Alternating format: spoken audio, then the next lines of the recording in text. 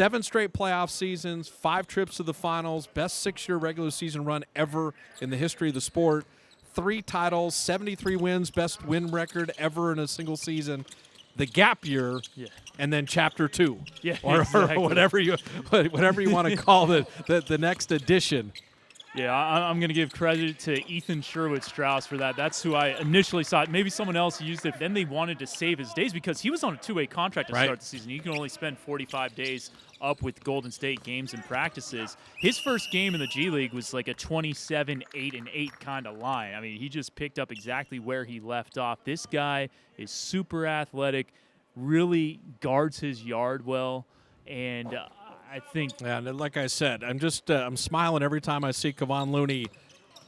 And there's Marquise, a little duck in. That's a kind of a play the Warriors always run on the inbounds, and Marquise would want that one back for sure. So you're not putting a ton of offensive installation, as you'll have the N1 opportunity for Looney, but it still helps when you do have training camp. You get to run when you play defense, when you get stops and run off of those stops. That's the part that people see all the great shooting, but that's because you've come up with stops, had outlet passes, moved without the ball. That the Warriors are not a walk-it-up half-court team. I'll tell you what, Ryan Taylor, the three-point shooting, where did he come from? Yeah, so this is a guy who played at 3 different colleges, Ohio, Evansville, and Northwestern. Didn't exactly perform as well as they thought he would at Northwestern after leading the conference in scoring at Evansville. But he's just he's a great shooter, as you could see. He's also a tough player. His freshman year at Ohio, he played with mono for 3 weeks without realizing he had mono. He's just a guy who puts his head down, goes out on the court, and performs. 3 to 4 years away from the prime of his career. And so Marquise Chris forcing the turnover there, and so you can see the blue team with a little energy right now. But I'd say there's been energy the entire way. And the other good thing, you mentioned Summer League.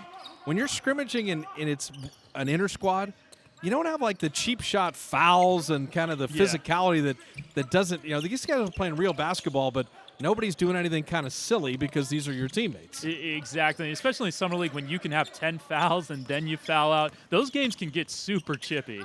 Oh, how about Marquise Chris?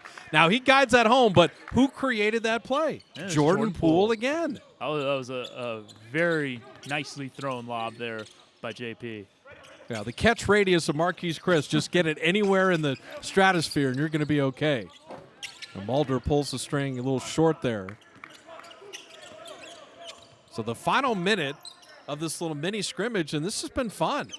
Number of guys playing some good basketball. Good to see all the blue and white out there. Good to be in the building again. And there's Mulder playing the defense that you talked about. Yeah, that's the thing. He knew that his ticket to the NBA is going to be more than just making threes. He needs to be able to do stuff on the defensive end and lock guys up. You're fighting for a job. Yeah, that's the thing.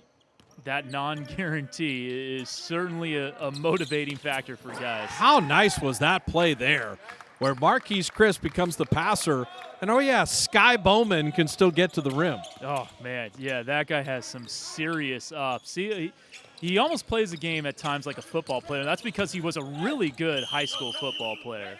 And that did not go through the basket. That went up underneath the basket. Yeah. Aaron Miles he just wants the bucket to count. Yeah. Yeah, and this might just be a scrimmage, but these guys are still competitive. They still want to win. It's a 10-point lead right now in the final 16 seconds, so the outcome has been decided. But a little full-court press, and the Warriors able to break it there.